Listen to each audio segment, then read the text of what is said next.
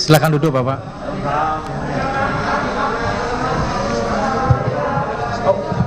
Ya.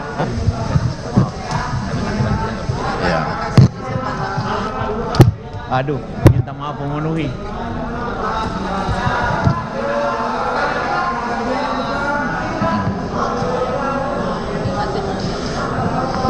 Coba ya, sebentar ya.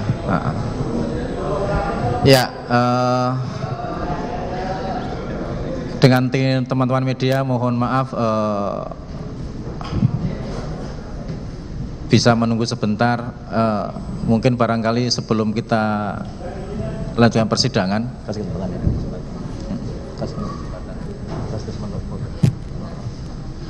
Jadi sebelum kita mulai persidangan bisa kita beri kesempatan untuk mengambil fotonya. Sementara nanti dalam proses pemeriksaan menjawab itu kami mohon untuk tidak mengganggu persidangan, ya, supaya tertib persidangan ini. Karena yang menjadi saksi ini adalah mantan wakil presiden dan ini dihadirkan oleh pihak terdakwa yang akan digali, diambil keterangannya untuk yang meringankan. Seperti itu, ya. Ada jawabannya? Cukup?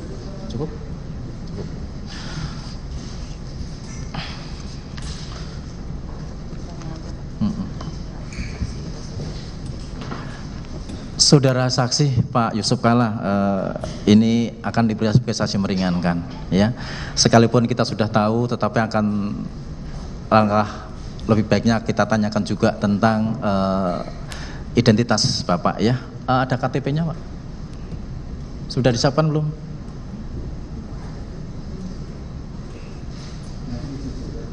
Disusulkan. Baik, nama Bapak bawa KTP? Oh, Anda bawa ya. Oh iya, baik. Nama Muhammad Yusuf Kalla. Yusuf Kalla. Lahirnya di mana? Di Watampone. Tanggal 15 Mei tahun 1942. 42. Ya kemarin lah gitu. Agamanya? Islam. Pekerjaannya? Sekarang urus sosial, urus agama dan tempat tinggal? Ya. Tempat tinggalnya? Di Jalan Brawijaya, di Kemayoran. Baik. Kemayoran, Pak, ya. Ya, baik. Warga negara Indonesia, Pak, ya. Ya. Baik, terima kasih. Bapak apakah mengenal dengan terdakwa Karen? Mengenal? Apa ini? Dengan terdakwa Karen Agustiawan? Sangat mengenal. Kenal ya? Adakah hubungan keluarga? Tidak ada. Tidak ada. Adakah hubungan pekerjaan? Tidak ada. Adakah hubungan perkawinan? Tidak ada. Tidak ada. Ya. Baik, setelah kami tanyakan ternyata tidak terhalang sumpah janji. Sebelum berikan keterangan di persidangan yang akan diambil keterangan sebagai saksi yang meringankan untuk meneguhkan keterangan saudara, wajib dulu bersumpah agama Islam, ya. Bapak silakan berdiri, maju 2 langkah, ikuti kata-kata saya, Bapak yang bersumpah. Tolong.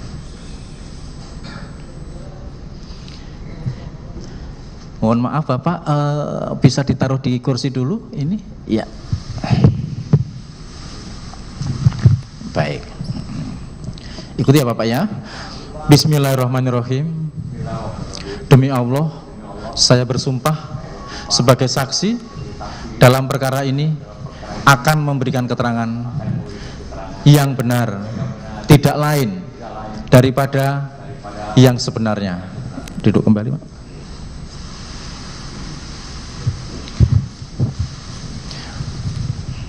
Baik, saudara saksi sudah bersumpah tadi akan memberikan keterangan yang benar, tidak lain daripada yang sebenarnya, artinya yang Bapak ketahui, ya, Bapak rasakan sendiri, yang Bapak alami sendiri. Yang lupa katakan lupa, yang tidak tahu katakan tidak tahu, Pak, ya. Baik, saya tanyakan kepada penasihat hukum, saksi ini akan memberikan keterangan seputar tentang apa? Sebagaimana kami sampaikan pada sidang yang lalu, saksi ini akan memberikan keterangan yang berkaitan dengan kebijakan ketahanan energi khususnya pada periode terdakwa ini menjadi Dirut Pertamina. Menjadi Ketika terdakwa Dirut Pertamina, saksi adalah wakil presiden yang mengambil kebijakan yang berkaitan dengan ketahanan energi. Oke. Termasuk di dalamnya adalah LNG. Iya. Ya, yang menjadi. Baik, itu yang diharapkan. Silahkan dari saudara menanyakan langsung kepada saksi. Bapak Ketua, Ya. izin.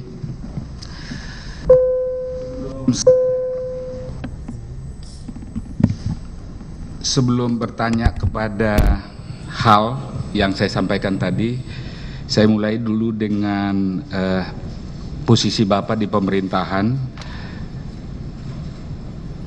yang Bapak pernah jabat. Pertama,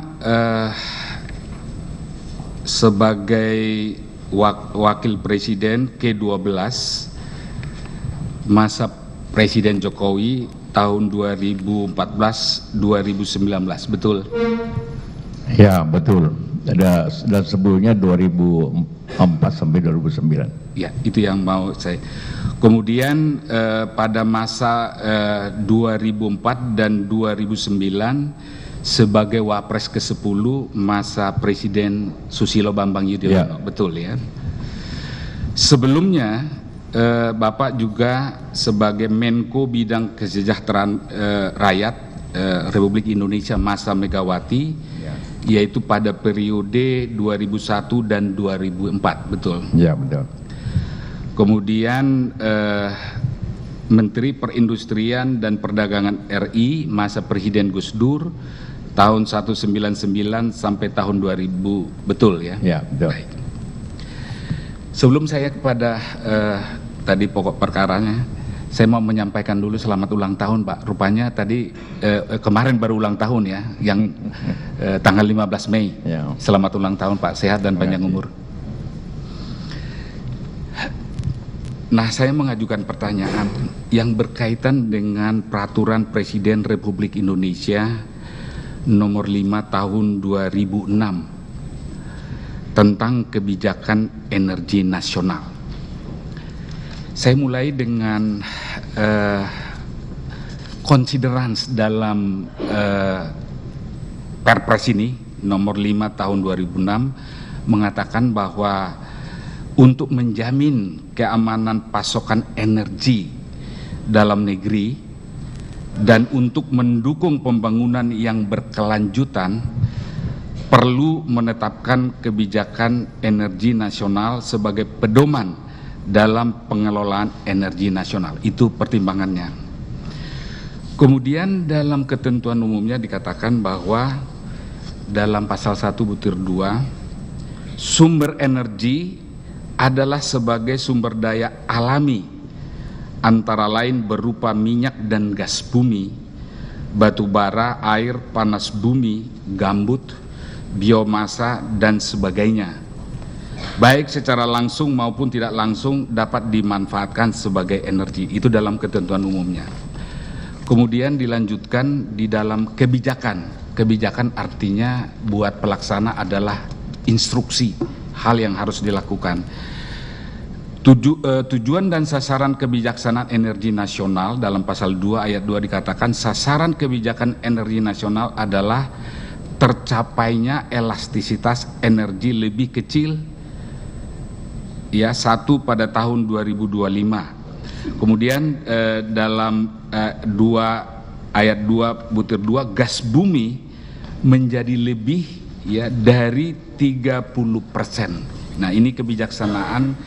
Kemudian ada beberapa instruksi yang harus dilakukan pelaksana, antara lain instruksi Presiden Republik Indonesia nomor 1 tahun 2010 tentang percepatan pelaksanaan prioritas pembangunan nasional tahun 2010, yang antara lain ada instruksinya secara langsung kepada Pertamina, di mana pada waktu itu terdakwa adalah dirutnya, untuk memenuhi ketahanan energi itu, yang kemudian secara rutin dimonitor oleh UKP 4. Pada persidangan yang lalu udah UKP 4 sudah. Nah, itu antara lain yang harus dilakukan ya, selain untuk kebutuhan energi itu.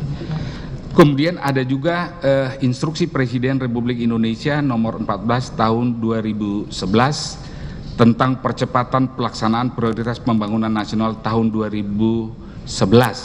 Nah, di sini juga ada instruksi secara langsung kepada Pertamina untuk melaksanakan kebijakan energi yang disebutkan itu tadi dalam Perpres. Nah, pertanyaan saya kepada saksi, apakah betul ini kebijaksanaan diambil yang saksi juga ketahui, dan bisa dijelaskan ya pada persidangan ini mengapa itu harus diambil kebijakan, dan apakah kebijakan itu harus ditaati oleh Pertamina pada waktu itu? Silakan. Terima kasih Yang Mulia dan saudara sekalian. Ini ada dua ketahanan yang selalu negara apapun harus menjaga dan mempertahankannya, yaitu kebijakan pangan dan kebijakan energi. Kenapa pangan? Karena harus kita, kalau tidak ada makanan tentu berbahaya. Energi juga, kalau tidak ada energi yang cukup untuk satu bangsa, maka tentu masalah besar bangsa itu, dan juga ekonomi sulit dan investor atau industri akan macet. Karena itulah maka ketahanan energi mutlak dilakukan oleh satu negara, termasuk kita semuanya. Kemudian yang kedua, pada awal pemerintahan SBJK tahun 2004-2005 terjadi krisis energi yang besar, sehingga harga minyak pada waktu itu mencapai $90 per barrel.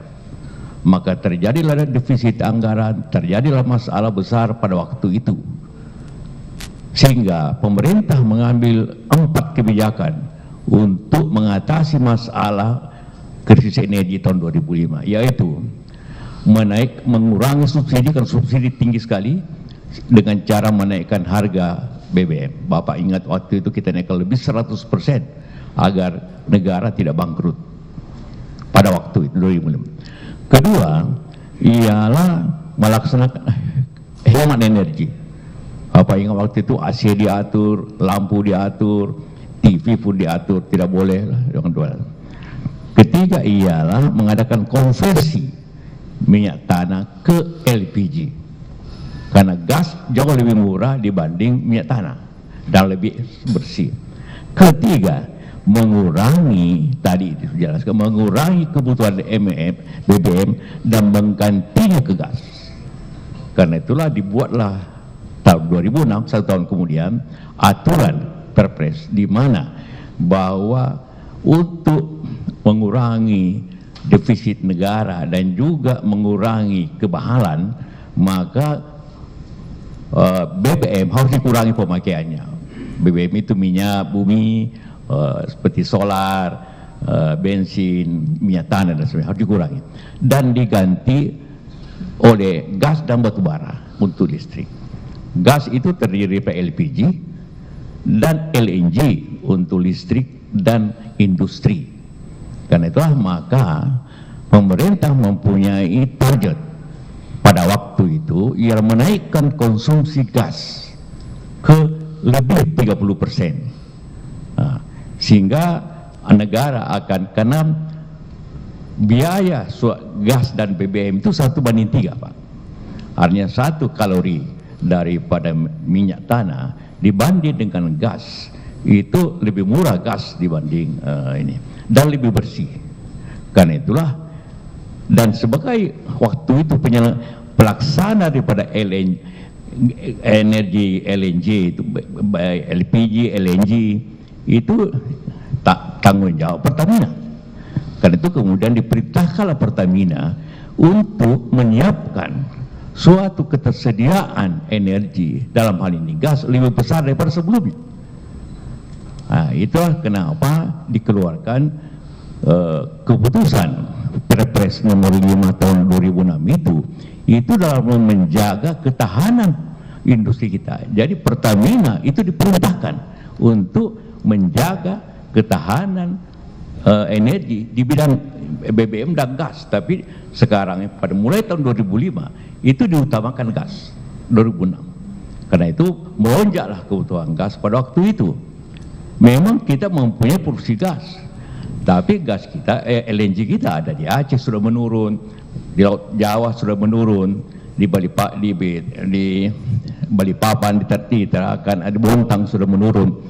Walaupun juga kita mempunyai yang baru di Papua dan sebagainya. Tapi yang di Papua itu adalah umumnya diekspor, karena itu perjanjian lama. Jadi itulah sehingga harus ada kebijakan yang diperintahkan apapun caranya. Karena berbeda dengan yang lain, Pak. Kalau kita baju kurang, kita bisa baju hari itu. Tapi kalau listrik kurang, energi tidak bisa. Jadi karena itu harus disiapkan lebih banyak, ada cadangannya. Kalau tidak ada cadangannya berbahaya untuk seluruh negara. Itulah tanggung jawab dibebankan Pertamina untuk menjaga ketahanan itu. Terima kasih, saksi. Tadi saksi sudah menjelaskan dengan baik tadi penjelasan mengapa Perpres itu diambil, dan itu merupakan perintah jabatan termasuk untuk Pertamina ya pada saat itu. Tadi saksi mengatakan bahwa pasokan dalam negeri ya menurun. Nah, apakah pada masa itu ada larangan untuk mencari sumber dari luar negeri, misalnya apabila pasokan dalam negeri itu tidak cukup dalam rangka mendukung ketahanan energi yang menjadi bagian tanggung jawab dari Pertamina? Ya, memang dalam hal energi tentu diutamakan dalam negeri. Namun seperti saya katakan tadi, kita tidak cukup. Bangsa yang 270 juta ini, Bapak tahu terjadi penurunan seperti minyak, gas juga terjadi, walaupun ada daerah baru, seperti contohnya LPG. Kita roba minyak tanah ke LPG, tapi kita LPG itu tidak cukup lagi, mesti diimpor. Maka kita mengimpor LPG. LNG juga hal yang sama, bahwa pada waktu itu dengan harga minyak yang tinggi sekali, 90 hampir pernah mencapai 100 malah pada tahun 2012, maka diizinkan untuk melaksanakan pemenuhan itu dengan cara dalam negeri dan luar negeri. Dan seperti saya katakan tadi, memang kita punya produksi, tapi perjanjiannya diekspor sebagian besar hasil LNG itu, baik yang ada di Bontang, yang ada di Natuna, juga yang ada di Papua ya. Karena itu, tapi diekspor dengan harga lebih mahal daripada impor. Itu memang kebijakan yang dalam bisnis LNG begitu. Jadi bahwa apabila pasokan dalam negeri LNG itu tidak cukup, tidak ada larangan untuk mencari pasokan dari sumber luar negeri, begitu? Tidak ada. Tidak ada larangan. Seperti saya katakan tadi, baik LPG dan LNG semuanya boleh diimpor. Baik. Pada masa terdakwa menjadi dirut, Pertamina juga sedang mengembangkan bisnis gas ya secara internal ya, dan juga ada kebutuhan-kebutuhan secara internal ya dalam LNG ya, yang berkaitan dengan LNG. Maka terdakwa ini memberikan persetujuan kepada fungsi gas di internal Pertamina untuk mengembangkan bisnis gas. Tapi ternyata kemudian ketika dijajaki dengan Senior atau Senior Energy atau CC, disingkat CC, tidak bersedia untuk menjual sahamnya, tapi bersedia menjual LNG-nya. Maka dituangkanlah dalam satu perjanjian jual beli gas yang disebut SPA pada masa terdakwa ini 2013-2014. Pada 2014 terdakwa sudah berakhir ya kedudukannya di Pertamina, pada 2015 di Rut Dwi Sucipto yang sebenarnya ada saksi dalam BAP tapi tidak dihadirkan dalam persidangan ini, mengganti ya SPA 2015 itu. Dan itu yang kemudian dipakai sampai sekarang, sampai saat ini untuk pembelian LNG dari Senior sampai 2040. Nah, pada 2015 setelah SPA itu ditandatangani, Presiden Jokowi waktu itu ke Amerika dan kemudian diresmikan investasi atau transaksi bisnis antara Indonesia dengan Amerika, dan salah satunya SPA 2015 itu. Apakah saudara saksi bisa menjelaskan tentang itu? Iya, kalau proses Pertamina tentu saya tidak mengetahui, tapi itu Pertamina sebagai perusahaan besar dan juga sudah menjadi bahagian daripada bisnis minyak di dunia ini, tentu juga mempunyai pertimbangan-pertimbangan bisnis untuk mencapai bisnis yang memang selalu minyak itu selalu tidak ada minyak yang regional, selalu bersifat internasional. Jadi artinya boleh beli, boleh berdepan, sama kita membuat investasi sama di Petronas dari Malaysia, investasi di Indonesia, membuat pompa bensin di Indonesia, Shell, itu semua bisnis minyak begitu, bahwa saling boleh investasi sini. Karena itu Malaysia saja lebih kecil punya pompa bensin di sini, dan itulah ciri suatu bisnis yang bersifat luas seperti itu. Memang pada tahun waktu kunjungan Pak Jokowi memang banyak menandatangani persetujuan, termasuk persetujuan tentang pemenuhan gas dalam negeri dari import Cina itu. Jadi juga itu karena memang sebelumnya mempunyai suatu peraturan tentang itu. Jadi Presiden memperkuat itu untuk fungsi-fungsi untuk dengan suatu ketentuan untuk menjaga ketahanan energi nasional. Karena energi itu, sekali saya ingin ulangi bahwa ini ayam dan telur. Kita undang investor asing ke sini dengan jaminan ada energi. Kalau investor tidak punya, kemudian tidak energi, mereka hilang semua di Indonesia. Jadi memang energi itu lebih baik lebih daripada kurang. Sama dengan beras, lebih baik lebih daripada kurang. Itu prinsip suatu ketahanan energi, lebih daripada kurang. Baik. Jadi saksi mengetahui ketika Presiden Jokowi pada tahun 2015 ke Amerika, termasuk SPA 2015 itu yang istilahnya ya, diformalisasi atau disaksikan proses formalisasinya lah ya pada tahun 2015 itu. Jadi saksi mengetahui. Nah, pertanyaan saya selanjutnya berkaitan dengan ini. Biasanya dalam pemerintahan kalau ada transaksi atau investasi di mana presiden ikut memberikan entah formalisasi, legalisasi atau apa namanya, kan biasanya seremoni.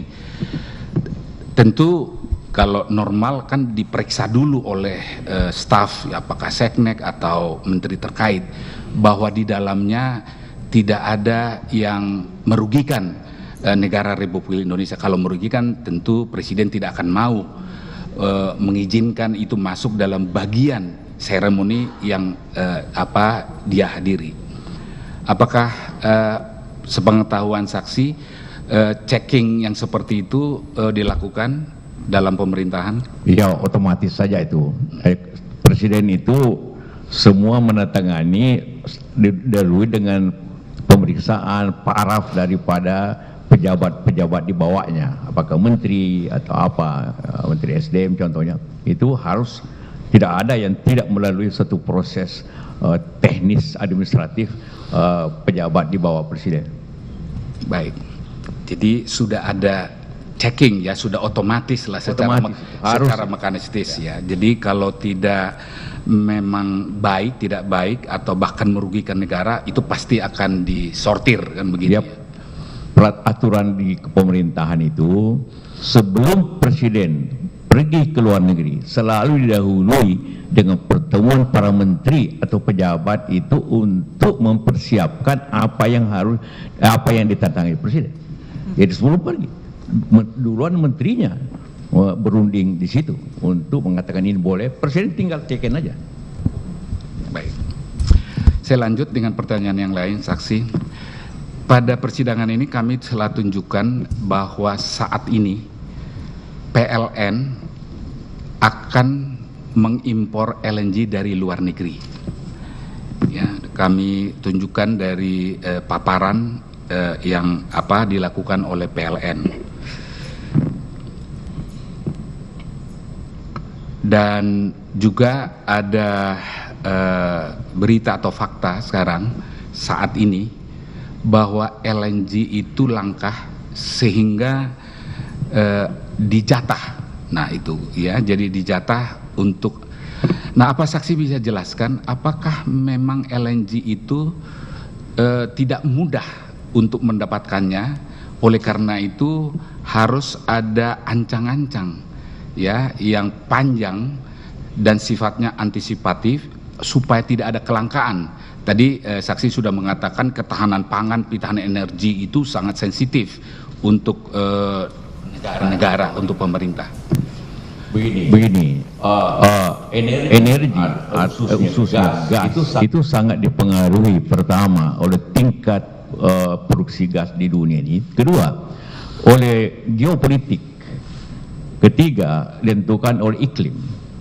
Nah, pada saat ini geopolitiknya adalah Rusia menutup suplai gasnya ke Eropa karena perang Ukraina dengan Rusia, sehingga harga LNG naik luar biasa, bisa mencapai $16 dari sebelumnya hanya 7 menjadi 16. Artinya supply berkurang akibat Rusia menahan dia punya LNG. Itulah yang terjadi sehingga gas itu naik harganya sekarang ini. Nah, jadi saya tidak mengerti, saya tidak tahu tentang harga hanya detailnya tentu, tapi kita tahu semua Rusia menahan supply-nya sehingga dunia mengalami kesulitan pada LNG pada waktu perang itu sampai sekarang. Dalam hal demikian, apa kita nggak bisa beli misalnya on the spot, ya, beli spot begitu? Bisa saja, tapi harga spot itu bisa 2 kali lipat daripada kontrak. Kalau harga kontrak sekarang yang katakanlah 12 atau 14 dewasa ini, harga spotnya bisa 30. Boleh saja Anda peroleh, tapi harganya 2 kali lipat. Nah, itu pasti merugikan harga spot itu. Baik. Jadi kalau sudah ada proyeksi kebutuhan LNG, jadi misalnya dalam kasus ini Pertamina sudah memproyeksikan akan kebutuhan gas karena revitalisasi kilang-kilangnya, dan kemudian ada RDMP ya yang akan direncanakan oleh Pertamina pada saat itu, maka fungsi gas itu menjajaki dan akhirnya membeli LNG dari Corpus Christi itu. Nah, apakah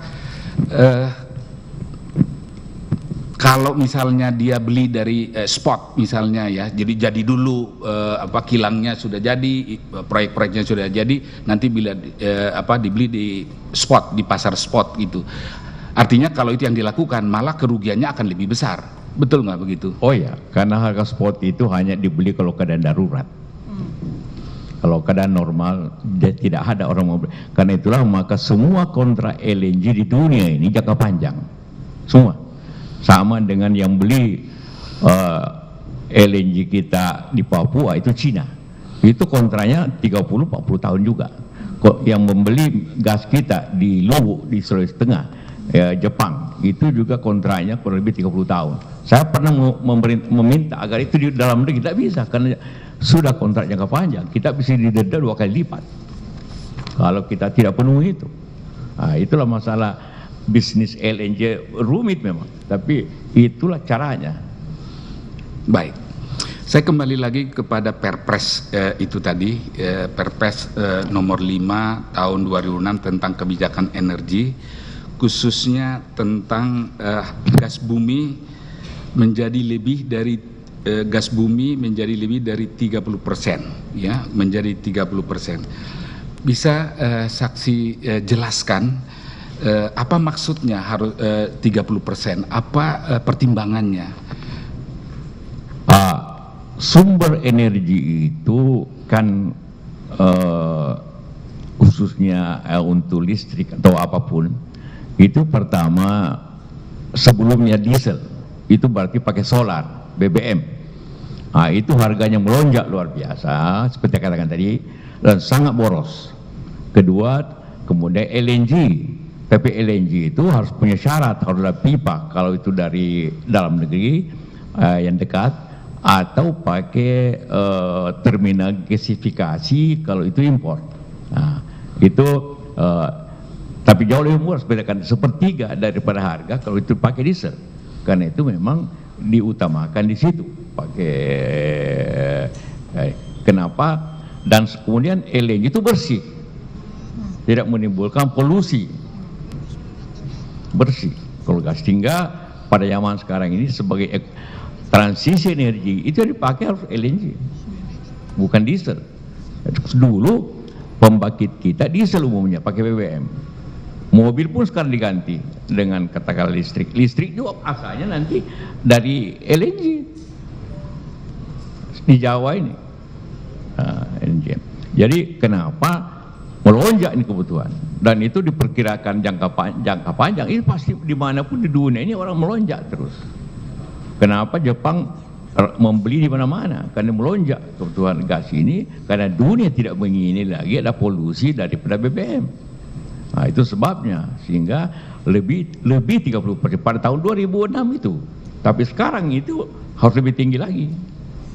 Sekarang ini. Artinya lebih tinggi dari 30%. Iya, kan Kepres itu saya ikut untuk membicarakan Kepres ini, karena itu zaman saya, dan saya bertanggung jawab kepada energi pada waktu itu. Maka kita memutuskan untuk memperbanyak gas, lebih murah, lebih bersih. Cuma dibutuhkan suatu infrastruktur yang lebih besar. Itulah ciri daripada energi dewasa ini. Dan setelah dituangkan dalam bentuk Kepres, artinya harus dilaksanakan oleh semua stakeholder termasuk Pertamina. Untuk semua urusan BBM dan gas itu waktu itu urusan Pertamina. Ada PN gas, tapi umumnya urusannya kalau gas pipa ke rumah-rumah. Tapi urusan impor mengimpor gas itu dan distribusi oleh Pertamina. Untuk gas rumah atau yang dekat ada sumbernya, itu PN gas. Jadi itu kewajiban hukum Pertamina, karena sudah dituangkan dalam hukum dan harus dipatuhi. Ya, harus dipatuhi. Cukup dari saya. Dari saya sementara cukup, Bapak Ketua. Sudah cukup? Ya, cukup. Kepada tim dari jaksa KPK silakan, ada pertanyaan? Baik, terima kasih yang mulia. Ya. Izin bertanya, saudara saksi, selamat siang. Ya. Baik, tadi saksi sudah menjelaskan panjang lebar mengenai ketahanan energi. Baik, saya hanya ingin menanyakan sedikit terkait dengan ketahanan energi ini. Apakah jadi kalau kita berbicara mengenai ketahanan energi, pasti yang menjadi prioritas adalah kebutuhan domestik.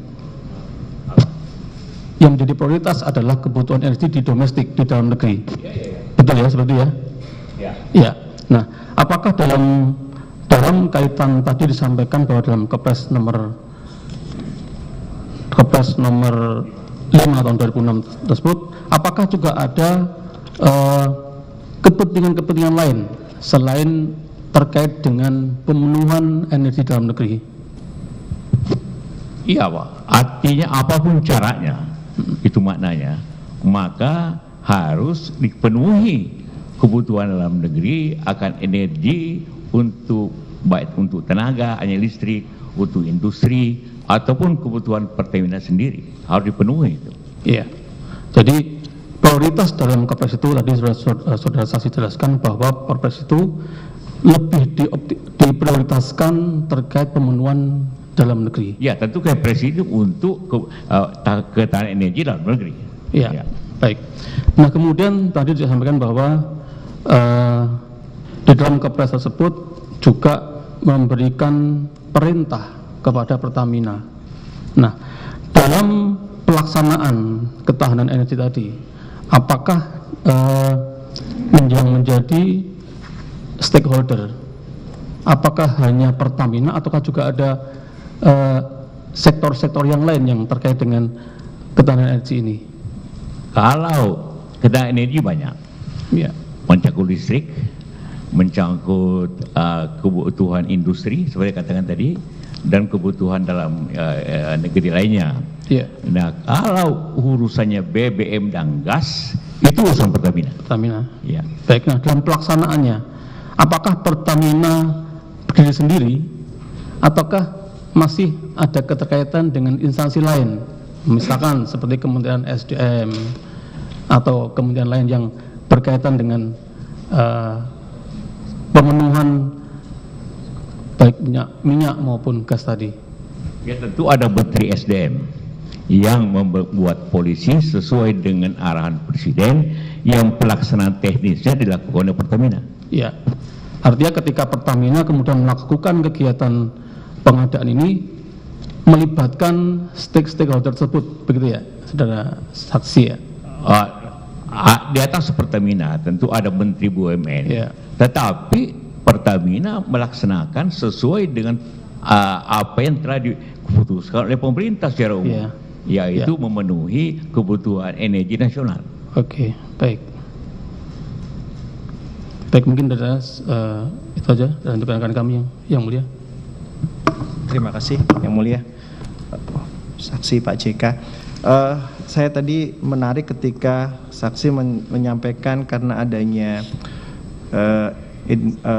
Perpres ini, maka Pertamina apapun caranya itu harus bisa mendapatkan pasokan, mengamankan dua pasokan ketahanan pangan untuk pangan ataupun kalau Pertamina untuk energi lah. Apapun caranya ini, apa pemaknaannya dari kebijakan untuk mengamankan tadi pengamanan energi? Caranya pertama mengutamakan produksi dalam negeri. Tapi apabila tidak mencukupi, maka boleh impor. Dalam negeri, oke. Nah, tadi apakah Perpres ini menjadi cek kosong bagi Pertamina untuk mendapatkan pasokan gas, misalkan apakah juga Perpres ini yang memberikan penugasan kepada Pertamina ini juga harus bagi Pertamina punya kewajiban melaksanakan pengadaan itu sesuai dengan aturan, terus tidak ada misalkan upaya untuk mengambil keuntungan secara pribadi dari pribadi-pribadi mengambil kebijakan itu. Apakah dalam Perpres tadi juga terkandung pengadaan sesuai dengan aturan, kemudian juga ada kewajiban bagi pelaksananya untuk tidak mengambil keuntungan secara pribadi dari kebijakan itu? Presiden menentukan kebijakan. Ya. Teknisnya dilakukan oleh Pertamina atau instansi yang ada hubungannya dengan Pertamina. Ya. Presiden hanya membuat kebijakan harus dipenuhi di atas 30%, harus kurang daripada 20% BBM. Itu kebijaksanaan. Ya. Teknisnya oleh instansi yang bertanggung jawab akan itu, antara lain oleh Pertamina. Pertanyaan saya tadi belum dijawab Pak JK. Jadi apakah Pertamina sebagai pelaksana itu ketika melaksanakan kebijakan tadi tetap harus sesuai dengan aturan hukum yang berlaku, misalkan pengadaannya dan sebagainya? Otomatis harus sesuai aturan. Oke. Ya, tapi ini Pertamina adalah perusahaan bisnis. Dia bukan instansi pemerintah, bukan kayak instansi pemerintah yang harus begini. Dia lembaga bisnis, perusahaan bisnis yang mempunyai kriteria-kriteria tersendiri bisnis itu. Tetapi bukan karena tidak memakai APBN langsung. Jadi tidak berlaku katakanlah aturan pembelian sesuai dengan peraturan pemerintah tentang pembelian, tidak. Karena dia bisnis BUMN. Tetapi tetap sesuai dengan peraturan ya Pak ya. Oh tentu, harus aturan. Yang tentu aturan sesuai BUMN, bukan aturan untuk kementerian. Jangan lupa Pak. Ya. Siap. Berbeda kalau yang beli itu gubernur atau apa dengan apa itu Perusahaan. Oke. Terkait tadi kebutuhan, tadi saksi menerangkan bahwa diutamakan dahulu suplai dari dalam negeri. Apabila kurang kemudian dilakukan dari pengadaan dari luar negeri ataupun dari impor. Ya. Untuk dapat kemudian Pertamina melakukan tindakan kooperasi baik dari dalam negeri maupun ke luar negeri, apakah Pertamina biasa menentukan sendiri tindakannya atau dalam Perpres ini diatur siapa yang menjadi koordinator dari pelaksanaan dari Perpres 6 tahun 2006. Sekali lagi, pemerintah presiden hanya mengatur kebijakan. Teknisnya oleh Pertamina. Ya. Jadi presiden tidak sampai bahwa beli cara begini, beli di sini, tidak. Nah, tadi terkait dengan tadi yang disampaikan oleh saksi bahwa Pertamina tidak sendiri, pasti ada kementerian yang lain, Kementerian SDM sebagai stakeholder yang melaksanakan kebijakan energi, Pertamina BUMN ada Kementerian BUMN. Pertanyaannya apakah Pertamina akan menunggu dari tindakan misalnya perintah dari Kementerian BUMN ataupun penyampaian dari Kementerian SDM, ataukah Pertamina langsung bisa bertindak sendiri? Pertamina itu dalam hal urusannya, oke. itu bisa langsung. Ya. Tapi terkait dengan kebijakan energi ini Pak, yang ditanyakan dalam persidangan ini, kebijakan energi untuk melaksanakan Perpres ini, apakah Pertamina langsung bisa bergerak sendiri ataukah menunggu dari misalkan penugasan dari Kementerian BUMN dan misalkan untuk volume dan sebagainya menunggu dari Kementerian SDM? Setahu saya dalam menentu Perpres ini selalu dibikin oleh tim. Tentunya yang membuat ini, setahu saya pada waktu itu tim dari SDM. Jadi ini adalah suatu keputusan bersama. Kemudian tentang teknisnya sekali lagi, apakah beli di mana, itu tidak diatur oleh instansi lain, hanya oleh Pertamina sebagai lembaga atau sebagai organisasi bisnis yang berhak untuk itu. Ya, kalau di dalam Perpres ini pasal 4 disebutkan Menteri Energi dan Sumber Daya Mineral menetapkan blueprint pengelolaan energi nasional setelah berkonsultasi dengan menteri terkait. Jadi blueprintnya akan ditetapkan oleh Kementerian BUMN dahulu. Ya, karena Kementerian Energi. Perpres ini susun bersama dengan SDM. Oke. Kebijakannya sekali lagi, kebijakannya disusun bersama. Terima kasih Pak JK. Izin menambahkan sedikit yang mulia. Kepada saksi, tadi saksi sudah menjelaskan bahwa ada dua ketahanan yang paling utama, yaitu ketahanan pangan dan ketahanan energi. Saudara juga sudah menjelaskan bahwa ketahanan energi itu lebih baik oversupply daripada kekurangan. Yang ingin saya tanyakan kepada saksi, apakah saksi tahu bahwa berdasarkan data dari Kementerian SDM sampai saat ini, kebutuhan LNG di dalam negeri itu masih cukup dipasok oleh kebutuhan domestik. Dan sampai dengan saat ini Kementerian SDM tidak pernah menerbitkan rekomendasi impor untuk LNG yang akan masuk ke Indonesia. Apakah Bapak tahu? Saya kira contohnya tadi digambarkan, Presiden Jokowi sendiri datang ke Amerika antara lain berbicara tentang impor itu. Dan itu pasti konsepnya diatur oleh Kementerian SDM. Artinya Kementerian SDM mengetahui tentang impor tersebut. Tapi sampai dengan saat ini tidak ada impor itu tidak masuk Pak, LNG itu tidak masuk. Tidak masuk pada waktu tahun 2020. 2001 pada waktu COVID.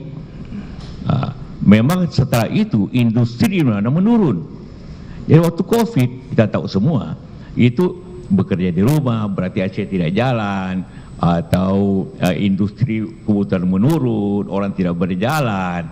Akibatnya kebutuhan energi menurun sekali di seluruh dunia, sehingga terjadi supply. Karena itu tiba-tiba harga minyak turun. Harga minyak turun berarti juga harga LNG turun. Tapi setelah itu merangkak, maka terjadilah suatu kenaikan akibat geopolitik. Bukannya kebutuhan naik, tapi supply yang kurang. Nah, dalam hari ini tentu saya tidak mengikuti apakah lebih atau kurang. Tapi kemudian juga sebagai lembaga bisnis, kalau itu pun berlebih, maka tentu dapat dijual dengan untung. Masalah. Ini lembaga bisnis. Jadi saya ingin sekali, Pertamina itu bukan lembaga pemerintahan yang terkait dengan aturan-aturan ketat, tapi bisnis itu harus sesuai dengan kondisi hari ini. Saya ingin tanyakan begini Pak, karena pada awalnya Pertamina itu bermaksud mengimpor LNG dari Amerika dari senior itu untuk memenuhi kebutuhan domestik, antara lain untuk kebutuhan PLN dan juga untuk kebutuhan FSRU yang dibangunnya. Tapi dalam kenyataannya HOA, Head of Agreement antara PLN dengan Pertamina di tanggal 16 Juni 2011 itu berakhir di tanggal 16 Juni 2012. Tidak dilanjutkan dengan perikatan jual beli. Kemudian Pertamina mengirimkan perjanjian kerahasiaan MCA kepada senior bahwa dia akan membeli untuk memenuhi kebutuhan FSRU di Jawa Tengah dan juga Bapak untuk Ketua, memenuhi kebutuhan PLN. saya kira pertanyaannya ini teknis tadi. Saksi kan sudah mengatakan Ya, saya ingin wilayahnya itu kan menjelaskan dulu. kebijakan. Ya, jadi mohon, saya kira pertanyaan itu nggak pas kepada saksi yang ditanyakan tentang HOA kebajikan, itu udah sangat teknis. Ini Saya belum masuk jadi ke keberatan pertanyaannya gitu yang dengan. Ya, cukup kami bisa mengerti. Maksudnya Pak Jaksa ini sepertinya hanya ingin menjelaskan lebih awal. Ya, Iya, yang mulia. ya, Ingin ya kan? menjelaskan faktanya. Ya, nanti tergantung bagaimana, saksi bisa atau tidak, tahu atau tidak. Silakan Pak Jaksa lanjutkan. Silakan aja saksi. Iya. Kemudian Pak, atas dua dasar itu dilakukanlah perikatan jual beli SPA antara senior dengan Pertamina. Ada dua kali, di tahun 2013 dan di tahun 2014. Sebelum ditandatanganinya perjanjian tersebut, sudah ada kajian memorandum Pak dari Direktur Pemasaran, dari Direktur Gas kepada Pemasaran Niaga terkait dengan pengadaan FSRU Jawa Tengah dan Jawa Timur. Ini tahun 2013, tertanggal 6 Maret 2013. Tentang pengadaan FSRU Jawa Tengah. Ini disebutkan di sini Pak, bahwa ada 3 pertimbangan. Hasil studi gas balance yang kami lakukan bersama konsultan McKinsey, bahwa pembangunan FSRU di Jawa Barat itu lebih justified dibandingkan dengan FSRU di Semarang, Jawa Tengah. Sehingga pada akhirnya di kesimpulannya, Direktur Gas Pertamina itu menilai bahwa pembangunan FSRU Jawa Tengah sebaiknya tidak dilanjutkan. Jadi tidak dilanjutkan. Sampai sekarang pun faktanya FSRU di Jawa Tengah tidak dilanjutkan. Kemudian perjanjian jual beli gas dengan antara PLN dengan Pertamina juga tidak dilanjutkan. Tapi atas dasar itu tetap dilakukan pembelian LNG dari Amerika ke Indonesia. Padahal kondisi pada saat itu belum ada permintaan secara real, hanya berdasarkan neraca gas Pak. Nah, neraca gas Indonesia yang disusun oleh Kementerian SDM itu bersifat fluktuatif, dari tahun ke tahun bisa berubah. Langsung aja Pak Jaksa pertanyaannya. Apakah Bapak tahu kondisi fakta yang seperti itu? Tentu saya tidak detail ke situ. Ya, Saya bicara kebijakan pemerintah lebih daripada kurang. baik. Itu namanya ketahanan. Ya. Dan juga kebutuhan itu, perkiraan itu, gas itu memang boleh naik, boleh juga turun. Ya. Itulah bisnis apapun. Tidak ada bisnis yang naik terus atau turun. Selalu ada naik dan turun. Jadi kita tidak bisa mengadili suatu kebijakan apabila itu ada indikasi faktor-faktor luar yang mempengaruhi bisnis itu. tiba-tiba ekonomi luar turun, maka juga ikut turun ini Indonesia. Itu yang terjadi. Mungkin pada waktu perencanaan itu ekonomi ke depan bagus, tiba-tiba turun. Itulah risiko bisnis. Risiko bisnis tidak bisa diadili menurut saya.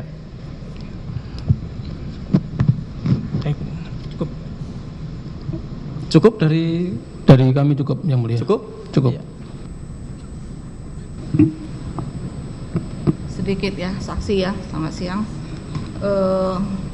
Tadi kalau nggak salah saya mendengar tadi ada Kepres nomor 5 2006 ya, Kepres 2006 dengan adanya Kepres tersebut ada instruksi Presiden nomor 1 2010.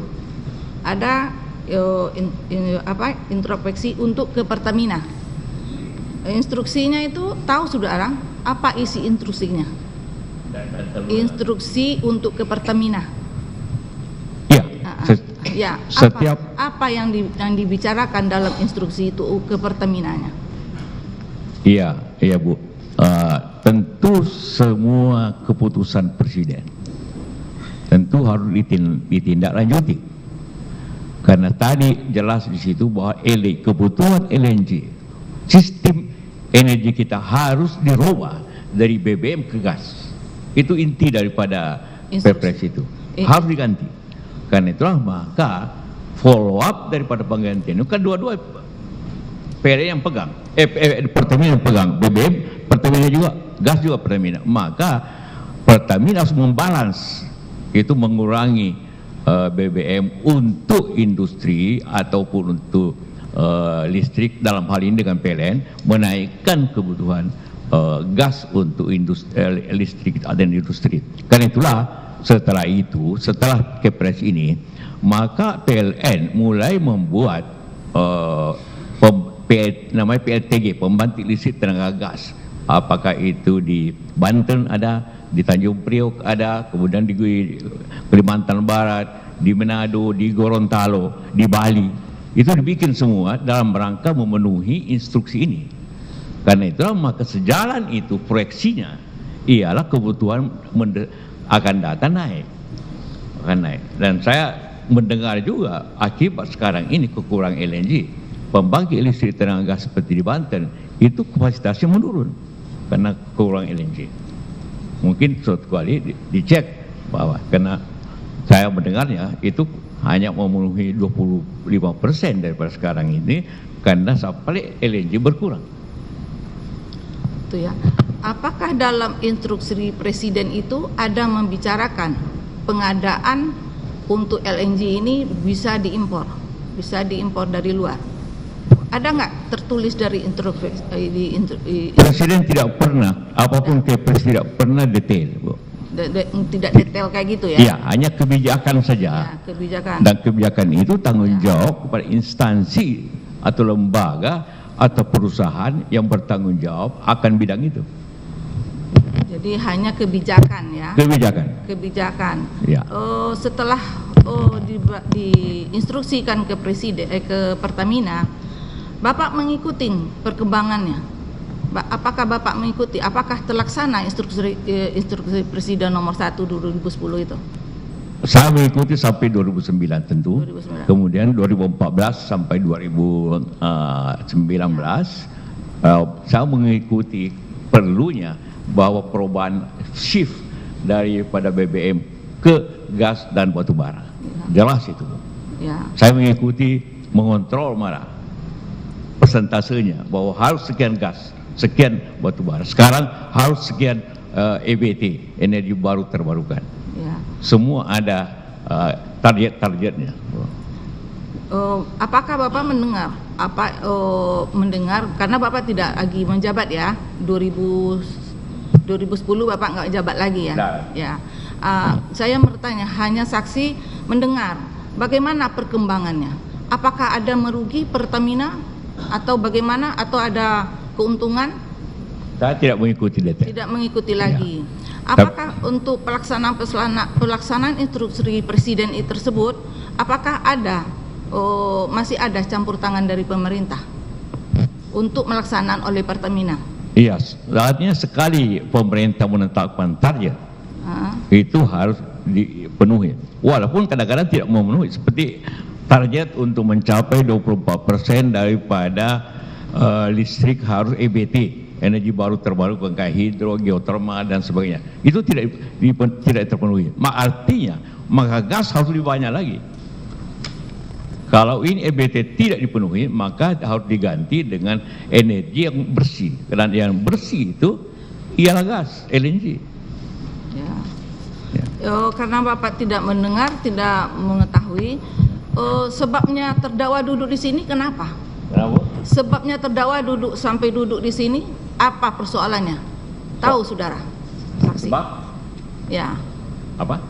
Sebab terdakwa ini sampai dijadikan terdakwa di sini, tahu saudara? Saya juga bingung kenapa jadi terdakwa. Bingung karena dia menjalankan tugasnya. Ya, ini kan berdasarkan instruksi kata Bapak tadi, ada instruksi dari Presiden nomor 1 ditujukan ke Pertamina. Iya, saya ikut. Itu yang saya kejar. Instruksinya itu apa isinya? Instruksinya harus penuhi di atas 30%, Bu. Iya. Iya. Saya ikut membahas hal ini karena kebetulan saya masih di pemerintah pada waktu itu. Ya. Jadi memang ada kebijakan-kebijakan dalam itu ya. Ya.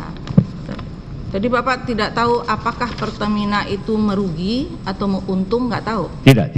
Nggak tahu. Nggak tahu ya. Tapi begini, saya boleh tambahkan, kalau suatu kebijakan bisnis, langkah bisnis rugi, cuma dua kemungkinannya, dia untung dan rugi. Kalau semua perusahaan rugi harus dihukum, maka seluruh BUMN karya harus dihukum. Ya, ini bahayanya. Kalau suatu perusahaan rugi harus dihukum, ya, maka semua perusahaan negara harus dihukum. Dan itu akan menghancurkan sistem. Tidak ada tepuk tangan di sini ya. Karena di sini bukan menonton ya, kita mendengar fakta di sini ya. Tolong jangan bertepuk tangan dalam persidangan. Ya, kalau memang benar keterangan saksi ini dipahami aja masing-masing. Ya, jangan, mohon kami ya, tidak perlu bertepuk tangan. Lanjut saksi. Lanjut. Ya, tadi saya katakan Bu, bahwa ini adalah suatu kebijakan. Ia juga dipengaruhi oleh masalah dari luar, masalah COVID contohnya. Ya. Siapapun di rut Pertamina, siapapun di rut perusahaan karya, siapa pasti rugi pada waktu itu. Karena tiba-tiba AC dipadamkan, kita tidak kerja, orang tidak ke mall, orang tidak, industri tutup, pasti harga turun, pasti rugi. Kalau di rut Pertamina dihukum karena itu, saya kira kita bertindak terlalu menganiaya kita. Itu yang saya ingin sampaikan, karena ini bahaya nanti, tidak ada nanti orang mau bekerja lagi di perusahaan negara kalau begini masalahnya. Ya, hanya rugi 2 tahun langsung dihukum. Nah, itu sangat berbahaya Ibu, dan tidak ada lagi orang berani berinovasi apabila itu terjadi. Jadi menurut Bapak, sesuai dengan pertanyaan dari JPU tadi, apakah pengadaan dari LNG ini tidak sama dengan pengadaan yang diadakan pemerintah? Iya, berbeda. Apa bedanya? Kalau kementerian atau Pemda membeli harus tender diikuti oleh 3 orang ya. Dan itu harus proses dan lainnya, ada pengaduan, itu panjang, itu terbentuk oleh Kepres nomor berapa itu.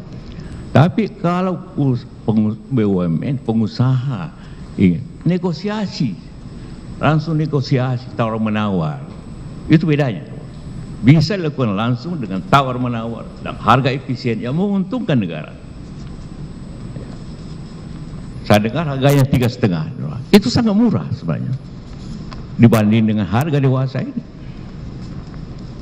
Harga dewasa ini hampir $9 per MMBTU, dibeli hanya 3, ditambah tentu transportnya dan gasifikasi, masih untung dibanding dengan apabila dihitung jangka panjang.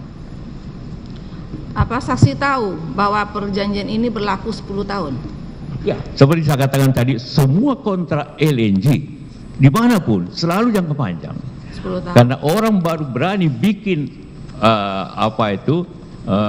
terminal atau membuat pengolahan LNG kalau ada pembelinya. Nah, karena itu harus jangka panjang. Seperti yang kita lakukan saya ulangi di Papua, itu 30 tahun, 40 tahun dengan Cina. Di Sulawesi Tengah, di Luwu, itu 30 tahun, 40 juga dengan Jepang. Selalu begitu, selalu jangka panjang. Apakah instruksi yang saudara bilang, saya sebutkan tadi, apakah masih berlaku sampai sekarang? Apanya? Yang SPA yang diperlakukan 10 tahun di Pertamina itu, apakah sampai sekarang masih berlaku? Apa? Kan SPA yang perjanjian jual beli itu, jual beli dari Ina. Apa saya tahu itu sudah direvisi oleh dirut berikutnya. Ya, sampai jadi sekarang, artinya sampai sekarang masih berlaku. Masih berlaku yang setelah direvisi oleh direksi berikutnya. Direvisi atau tidak berlaku lagi yang lama? Ya, proses revisi artinya tidak berlaku untuk poin-poin yang ini. Prinsipnya tetap, tapi sistemnya sudah dirubah oleh dirut berikutnya. Jadi pasti nanti sistem pembayarannya, sistem pembeliannya bukan lagi perjanjian ditantangani oleh Ibu Karen sebelumnya. Itu mesti begitu kan? Itu saksi tahu ya? Tahu saksi perjanjian 2015 itu? Tahu? Saya tahu. Tahu 2015. Karena membaca dari media dan juga informasi lain. Jadi yang saudara tahu 2015 itu siapa direkturnya, gantinya? Dwi Sucipto. Dwi Sucipto. Sampai sekarang masih direktur? Dia ada ketua SKK Migas. SKK Migas. Sekarang bukan dia lagi? Ya, masih di lingkungan minyak itu. Ya. Terakhir pertanyaan saya saksi ya, dengannya berlakunya instruksi Presiden, apakah tidak diperlakukan lagi undang-undang PT perusahaan Pertamina? Apa? Peraturan PT perusahaan Pertaminanya tidak berlaku lagi, tidak perlu lagi RUPS-nya. Artinya dengan pemerintah memberikan kebijakan, dengan adanya instruksi Presiden, ya. Apakah tidak diperlakukan lagi RUPS dalam perusahaan Pertamina? Tidak semua tindakan RUPS itu hanya sekali setahun. Apa? Ulang lagi saksi. RUPS itu hanya sekali setahun untuk mengevaluasi kinerja daripada perusahaan. Ya. Kalau untuk tindakan-tindakan tertentu cukup persetujuan komisaris. Ya, tidak butuhkan RUPS. Tidak. Banyak butuh suatu direksi secara total dan juga komisaris. Kalau hal-hal itu nilainya sesuai dengan aturan. Kalau hanya biasa-biasa tidak semua komisaris ikut, cukup direksi. Jadi ini tidak perlu lagi RUPS gitu ya. Cukup.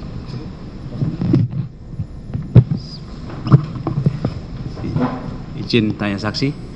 Saksi tadi menerangkan bahwa terjadi krisis energi saat itu ya. Ya. Terjadi krisis energi. Terjadi krisis energi betul tadi? Tahun 2005. Ya, saat itu ya. Kemudian akan mengaruhi terhadap keuangan defisit APBN dan seterusnya ya. Apakah saudara mengetahui nggak saat itu pada saat terjadi tsunami di Jepang, justru Presiden SBY itu memerintahkan menjual LNG itu ke Jepang. Di satu sisi dalam negeri butuh gitu. Bagaimana itu? Karena seperti tadi setelah COVID menurun permintaan, sedangkan harus tetap supply, maka kelebihan itu dijual kepada negara yang harganya lebih tinggi. Ini sekali lagi, Pertamina itu perusahaan bisnis, Pak, yang mulia, perusahaan bisnis. Jadi di mana tempat itu harus dia bisa menjualnya ke tempat yang di samping mensuplai juga perusahaan bisnis mencari keuntungan. Kalau memang itu menjual ke Jepang untung, saya kira tidak salah. Tapi betul itu terjadi Presiden memerintahkan untuk mensuplai ke Jepang ya saat itu, betul?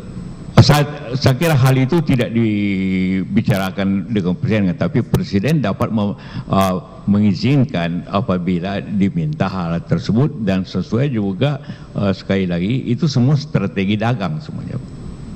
Ya. Yang kedua adalah tadi saudara saksi menerangkan bahwa bisnis energi itu rumit, kata ya. Rumitnya di mana, saksi? Apakah pada saat tender? Karena kalau di dalam kesaksian antara lain saksi Didi ini menerangkan bahwa di sini ada titipan dari merah, dari kuning, dari biru. Apakah itu yang dimaksud rumit? Banyak titipan tender dan yang area rawan di situ. Kalau yang saya katakan rumit, pertama begini, apabila suatu kita menemukan sumber gas di suatu tempat, butuh kira-kira 15 tahun baru itu dapat berproduksi dengan teknologi yang tinggi.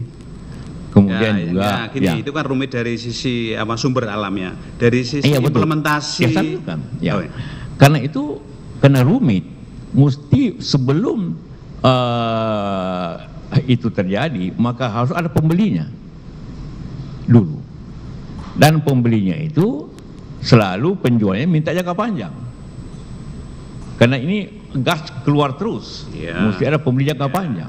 Sedangkan kebutuhan kita juga jangka panjang, benar. Jadi yang menjual butuh jangka panjang, kita juga butuh jangka panjang. Jadi sebenarnya ketemu persoalan itu, walaupun saya katakan tadi rumit segala sisinya, mesti ada terminal lagi, mesti ada efesario, ya. Karena ini kan saya ingin ngomong, kayak bapak yang mulai sudah tahu, gas itu gas, kemudian dicairkan, kemudian dikirim, dicarikan lagi menjadi gas, jadi berputar itu. Jadi butuh infrastruktur yang cukup berat isinya, tapi itu lebih murah dibanding dengan BBM. Kalau tendernya itu termasuk rumit nggak? Tender. Oh, tender. Ya, nah itu rumit nggak? Umumnya itu ada tender atau tidak, karena tidak semua daerah bisa mensuplai. Berbeda bangunan ini banyak kontraktornya, mungkin 10-20 ada kontraktor yang untuk bikin gedung. Tapi kalau LNG itu tidak banyak. Seperti hanya daerah tertentu yang punya, jadi tidak sulit tender gitu. Terkecuali kalau beli hanya spot mungkin bisa ditender, tapi kalau jangka panjang tidak. Kan perusahaan-perusahaan minyak Total, Shell, macam-macam ya, Pogas itu kan banyak sebenarnya. Tidak dia juga pemain-pemain besar kan. Saya kira kalau ya, boleh dipilih, pasti bisa dipilih. Bisa dalam bentuk tawar-menawar langsung, bisa dalam bentuk penawaran langsung, bisa juga. Kalau memang banyak supply-nya juga bisa ditender tentu, tapi lebih banyak kepada penentuan sesuai dengan kondisi harga yang baik gitu. Saudara tadi menerangkan bahwa kalau dalam bisnis energi ini rumit sehingga langsung negosiasi gitu ya, beda gitu. Apakah saudara mengetahui adanya regulasi terkait pengadaan barang termasuk energi itu diatur di dalam regulasi, bahkan diatur juga SOP-nya oleh direksi harus diatur. Saudara tahu tidak? Tahu. Ya, tahu. Tapi saya katakan itu berlaku untuk instansi dengan memakai APBN. Itu seperti membuat gedung ini apa dan sebagainya, itu pasti tender, Bu. Saudara tahu tidak bahwa regulasi pengadaan barang jasa itu juga bersumber selain dari APBN juga dari BUMN? Ya, untuk hal-hal tertentu ya. Bahkan dari hibah pun juga harus melalui regulasi itu. Betul, katakanlah PNI ingin bikin gedung, ingin punya, iya boleh harus tender. Tapi untuk membeli sesuatu jangka panjang yang suppliernya terbatas, bisa tender tentu, bisa juga langsung negosiasi. Apa yang dilaporkan oleh UKP 4 unit kerja presiden untuk yang memantau pelaksanaan ini? Pemerintah menugaskan di energi ini kepada Pertamina dan instansi terkait ya, BP Migas dan ESDM. Nah, apa yang dilaporkan oleh UKP 4 kepada pemerintah, presiden terkait implementasinya itu? Apakah kendala-kendalanya?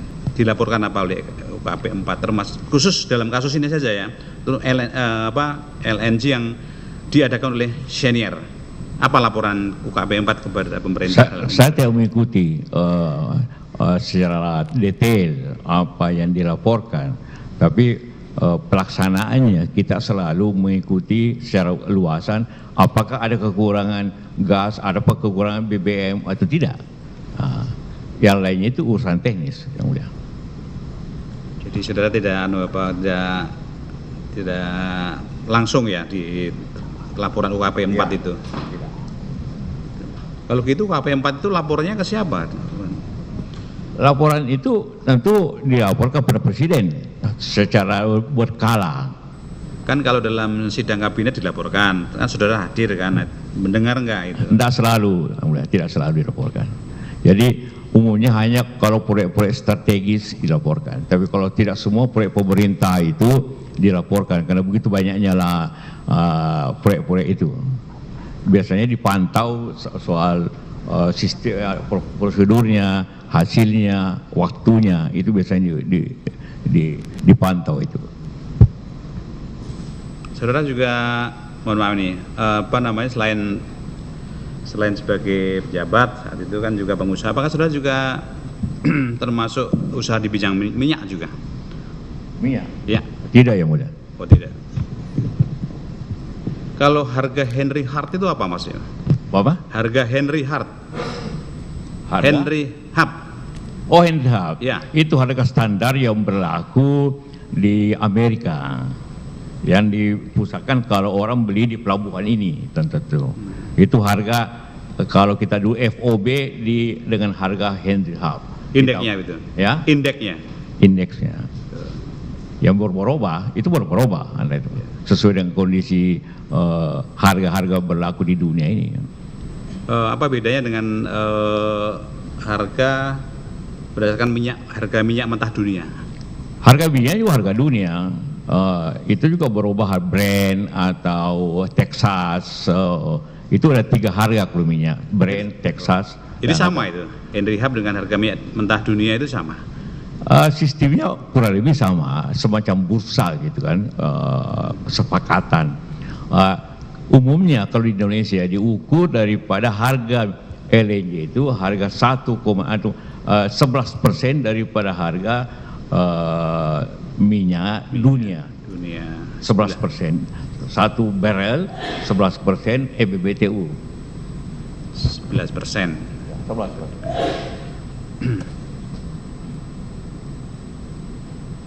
Dari siapa cukup. Terima kasih saksi.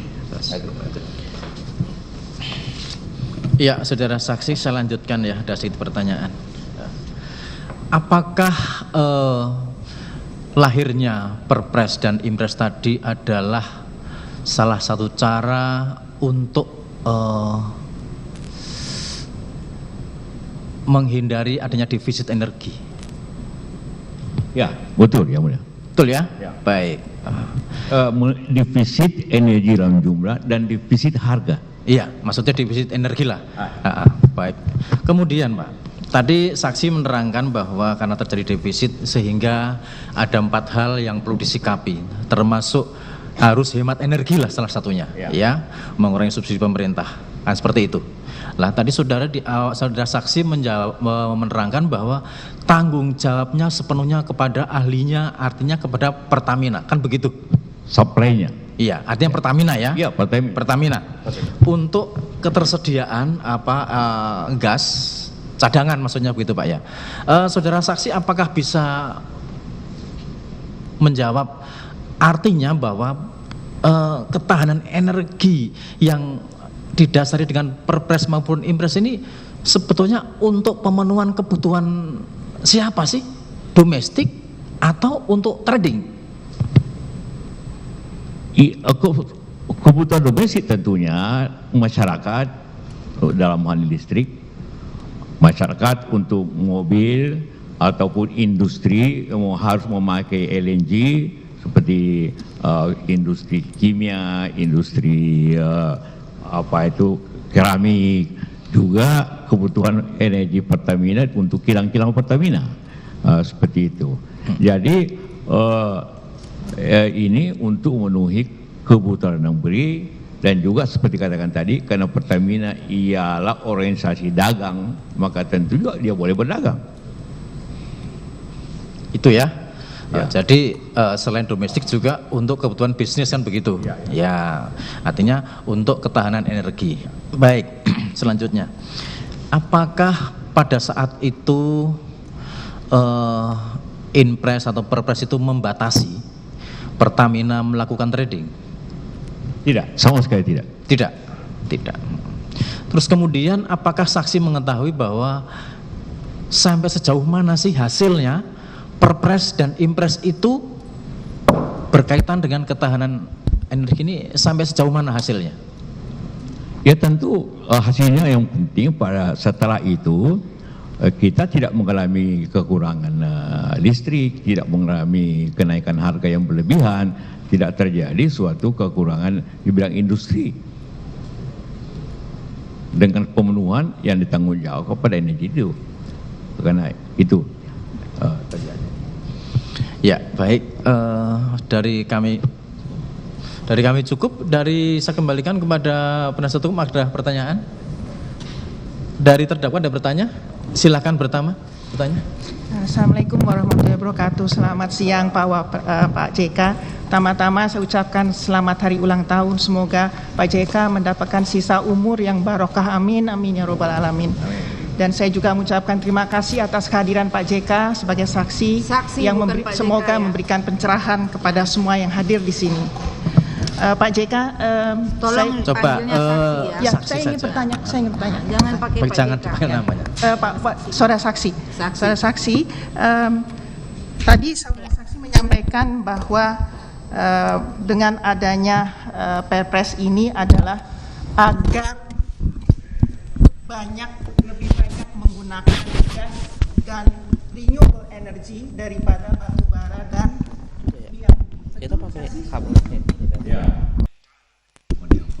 dan ada kesepakatan bersama dan kita tanggung risiko bersama. Itulah cara untuk memajukan negeri ini. Kalau kita saling menuduh, tidak akan jadi negeri nas, termasuk soal LNG. LNG itu terlalu banyak yang bicara, tapi tidak ada yang melaksanakan dengan real. Semua ingin agar listrik harus menjadi masa. Contohnya, berarti lewat gas lagi. Itu pun tidak jalan. Mau ganti LNG batubara seperti saya katakan tadi, boleh dilihat pembangkit listrik tenaga gas di Banten itu tidak sesuai dengan performance tinggi karena kekurangan LNG. Benar, industri kekurangan LNG. Saya kan sering katakan, maka benar bahwa LNG ini minta agak gesi panjang. Begini Pak, ini negeri harus bersih. Harus kita hilangkan energi yang membuat polusi seperti batubara, diesel. Karena itu harus dengan hidro, dengan geotermal. Tapi di Jawa tidak mungkin. Tidak ada hidro yang besar. Ada tapi tidak cukup. Gas juga. Maka transisinya harus LNG.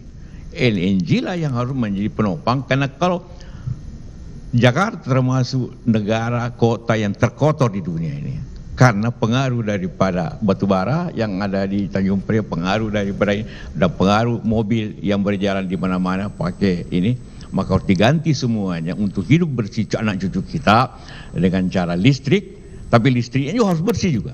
Kembali lagi ke LNG di Jawa ini. Di luar boleh, di luar Jawa boleh. Karena itu maka betul bahwa tidak mungkin ini dicapai tanpa supply yang betul, koordinasi yang betul, dan tekad melaksanakan. Dan kita buktikan itu dengan LPG. 60 juta keluarga dan 3 tahun berganti. Dan semua happy akan hal tersebut. Itulah yang kita kerjakan bersama dengan Ibu Karen, dengan Dirut Pertamina waktu itu, Ibu Pak Aris Subhano. Dan itu berjalan dengan baik. Jadi saya ingin katakan bahwa dengan upaya bersama, dengan tidak saling mencurigai, dengan tetap keaturan, negeri ini baru bisa berjalan. Jadi dengan lain kata saksi bahwa kebijakan energi transisi yang menggunakan LNG dengan meninggalkan batu bara dan BBM itu suatu keharusan yang harus disepakati oleh seluruh stakeholder dan harus dipahami oleh seluruh stakeholder, begitu saksi? Ya, untuk Jawa. Kalau di luar Jawa masih bisa hidro, masih bisa geothermal, lain. Tapi di Jawa yang penduduknya hampir 160 juta ini harus dengan LNG sebagai transisi. Karena itulah maka kesediaan LNG bukan hanya pada tahun 2005 itu sampai sekarang. Karena itu kalau kontraknya 40 tahun itu benar untuk masa datang. Yang terakhir yang mulia mungkin saya ingin tanyakan, ahli saksi mungkin mengetahui ya kalau di Singapura itu strategic petroleum reserve itu untuk minyak. Tapi kalau listrik berapa sih mereka cadangan lebihnya yang disiapkan untuk negara sekecil Singapura? Saksi tahu? Kalau Singapura ketahanannya, ketersediaannya 100%. Kalau dia butuh katakanlah 100 gigawatt, maka dia punya 200 gigawatt. Kita hanya maksimum 30%. Jadi apabila ada goncangan, itu langsung masalah di Indonesia ini. Tapi sebelum masalah, maka ketersediaan bahan bakarnya harus ada, yaitu LNG ataupun hidro ataupun geothermal. Saya kira itu. Jadi kalau misalnya di Singapura quelebihan stok baik itu kontrak jangka panjang LNG atau BBM 100% itu wajar, tidak dikatakan sebagai quote unquote oversupply, begitu saksi? Nah, iya, karena agak teknis sedikit. Pembangkit listrik itu tiap tahun di servis, tiap 5 tahun harus servis besar, maka harus tidak berproduksi. Jadi kalau hanya 30% ini pas-pasan. Jadi Singapura punya cadangan 100%. Karena itulah maka orang berinvestasi apapun di Singapura. Karena cadangannya kuat sekali. Karena kita 30% sudah dianggap berlebihan. Itu kesalahan cara kita berpikir seperti itu. Makasih yang mulia. Makasih. Cukup? Kesempatan cukup yang ya. Saudara terdakwa, keterangannya saksi bagaimana? Sangat cukup. Cukup ya, nanti selebihnya di tanggal nota pembelaan. Izin Baik, mulia. Saya tanya. Kami boleh bertanya lagi? Masih ada yang ditanyakan? Masih ada yang. Ya. Ada 2. Ya udah, silakan. Kepada saksi, tadi saksi menjelaskan bahwa Pertamina itu kan perusahaan bisnis begitu. Tapi BUMN kan Pak. Ya. Apakah dalam pengambilan keputusan, terutama untuk bisnis itu, harus juga memperhatikan prinsip kehati-hatian? Apa? Harus memperhatikan prinsip kehati-hatian. Oh iya, tentu. Artinya prudence, ya. Prudence. Tetap ya ada. Saya ingin memberikan fakta begini Pak, bahwa SPA Tren 1 yang ditandatangani oleh Pertamina dengan Senior itu tanggal 4 Desember 2013. Kemudian SPA Tren 2 itu di 1 Juli 2014. Sementara mitigasi risiko terhadap perjanjian jual beli ini baru dibuat setelah perjanjian jual beli ditandatangani. Apakah Bapak tahu? Ini Pak, mohon izin dilihat. Tanggal 24 Juli 2015. Persetujuan direksi, mitigasi risiko pembelian LNG dari Amerika Serikat, proyek Corpus Christi melalui paket jual beli LNG dengan Shell dan Total. Salah satu pertimbangannya ini, dengan penurunan harga minyak yang mencapai 60%, dimulai dari kuartal ketiga tahun 2014, forecast harga minyak mengalami perubahan yang signifikan. Hal ini tidak diikuti dengan penurunan harga Henry Hub, sehingga mengakibatkan perkiraan harga LNGCC Corpus Christi landed di Indonesia menjadi tidak kompetitif, terutama dengan memperhitungkan biaya transportasi yang tinggi dari Amerika Serikat ke Indonesia, sesuai dengan perbandingan pada lampiran 3. Untuk memitigasi risiko pembelian tersebut telah dilakukan kesepakatan jual beli LNG Corpus Christi dengan LNG dari portofolio Shell dan Total melalui paket jual beli dengan penambahan volume. Apakah Bapak tahu? Sekali lagi secara teknis saya tidak ikuti seperti itu. Satu lagi, apakah boleh Direktur Utama mengambil kepentingan pribadi dengan menjalin komunikasi secara pribadi untuk meminta jabatan kepada perusahaan di mana Pertamina membeli LNG tersebut? Ya, saya juga tidak mengikuti, tetapi saya rasa Pak Jaksa itu langsung ke ahli saja Pak Jaksa. Baik, cukup ini saksi ini fakta ya, jadi jangan dibawa ke sana ya. Terima kasih yang mulia. Cukup Pak Jaksa? Ya.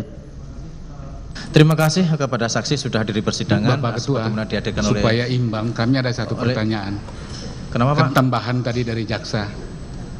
Saya ada satu tambahan. Ada tambahan? Ada tambahan. Bagaimana saksi masih bisa? Ya silakan.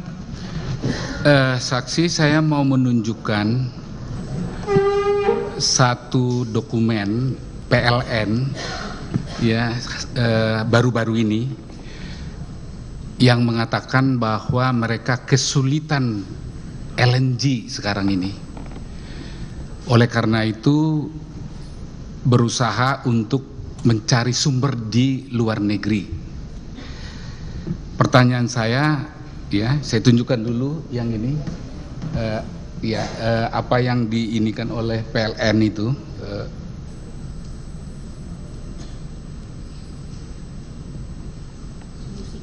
Ya, sumber pasokan LNG PLN saat ini berasal dari domestik, yaitu kilang LNG Bontang, kilang Tangguh, serta Sarespot dan kilang LNG Donggi Senoro.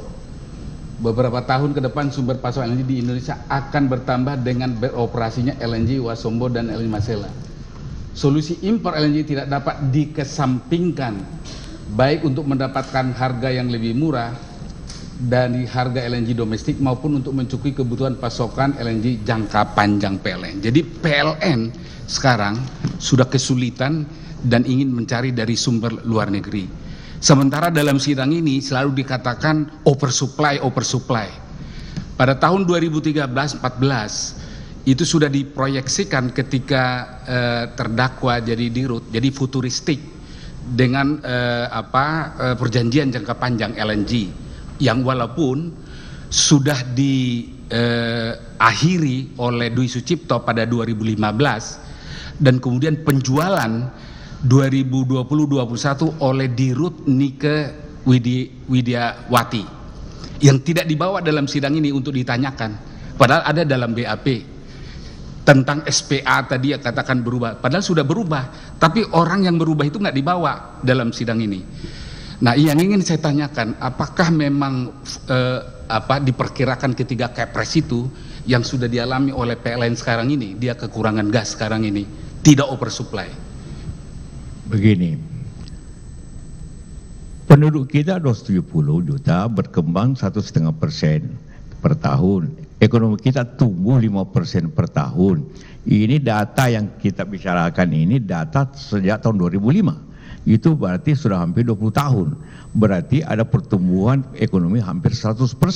Berarti kebutuhan listrik naik terus, kebutuhan energi naik terus, sedangkan supply-nya tidak naik sesuai dengan pertumbuhan. Karena itulah memang setelah 20 tahun ini semua berubah. Karena itulah pikiran jangka panjang 40 tahun itu benar, bahwa jangan, sekali lagi, kebutuhan energi jangan dipikir pada waktu itu, jangan dipikir sekarang, pikir 20 tahun ke depan. Jadi jangan pada waktu itu oversupply, salah pada waktu itu. Justru energi makin makmur satu negara, kebutuhan listriknya makin naik, kebutuhan energi makin naik. Listrik, semua kantor pakai AC, dia butuh apa? Listrik. Apalagi tidak boleh lagi batu bara, apalagi karena itu butuh listrik LNG. Kantor lurah pun pakai AC atau rumah-rumah kecil pakai. Jadi listrik naik terus kebutuhannya, sehingga jangan dilihat angka 2005, lihat angka 20 tahun, 30 tahun ke depan. Nah, itulah bisnis jangka panjang, dan itu kita harus dukung cara berpikir begitu. Saya kira itu. Konkretnya apa yang dilakukan pada 2013 oleh 14 Dirut Pertamina pada saat itu futuristik, ya, merespon kebutuhan jangka panjang, menghitung kebutuhan masa depan, bukan kebutuhan dihitung pada kebutuhan itu, apalagi dihitung pada waktu 2020 pada saat COVID. Ya, itu lebih salah lagi, bahwa ukurannya tahun 2021, 2021 itu COVID sekali, kebutuhan semua orang dari seluruh dunia, gitu. Baik, terima kasih saksi. Baik, kepada saksi terima kasih, dan kepada media mohon maaf, diberilah jalan Bapak ini untuk bisa nyaman berjalan keluar, jangan berebut apabila akan wawancara, ya. Terima kasih Pak saksi sudah hadir di persidangan. Silahkan bisa meninggalkan ruang sidang. Ya, jangan gantian lah.